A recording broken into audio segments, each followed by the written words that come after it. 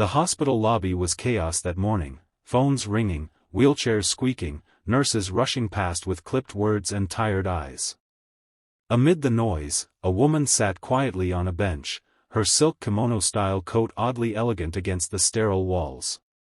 Her hands trembled around a crumpled document, and her eyes, wide, glassy, frightened, searched the faces around her for help. But no one stopped. "Excuse me, ma'am, can you," the receptionist began, but the woman just blinked, her lips moving rapidly in Japanese. The receptionist frowned. I don't understand, ma'am." "English?" The woman's voice quivered, a string of syllables full of panic and desperation. "Watashi no Masuko, Byoin, Doko." Her son. She was asking about her son. But no one knew that yet. People shifted uncomfortably. A nurse tried calling for a translator, but the hospital system was slow that morning, and no one on staff spoke Japanese. The woman's breathing quickened, her hands clutching at her chest as she looked around helplessly.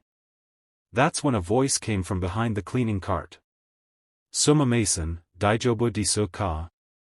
The woman froze. Slowly, she turned toward the janitor, an older man in worn sneakers and a faded blue uniform. His mop leaned against the wall as he stepped closer, bowing slightly.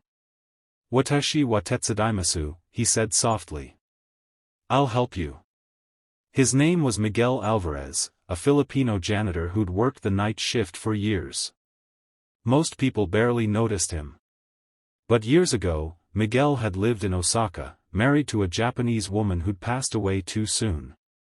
He hadn't spoken much Japanese since her death, but the moment he saw the woman's tears, the words returned like a river bursting through a dam. The woman's face crumpled in relief. "Anata wa Nihongo o hanasemasu ka?" she whispered. Miguel nodded. "Hi. Nani ga Okada no?" "What happened?"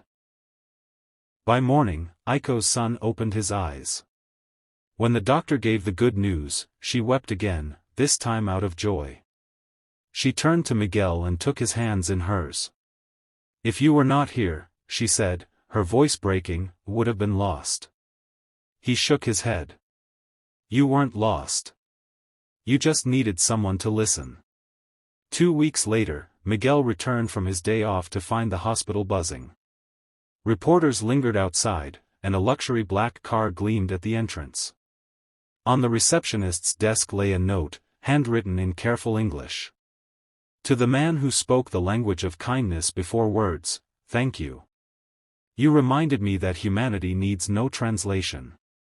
Aiko Tanaka, Tanaka Global Holdings." Along with the note was a scholarship fund, established in Miguel's late wife's name, for hospital employees' families who wanted to study languages. When Miguel saw it, he smiled quietly, tears glinting in his eyes. He went back to his cart, humming a tune his wife once sang.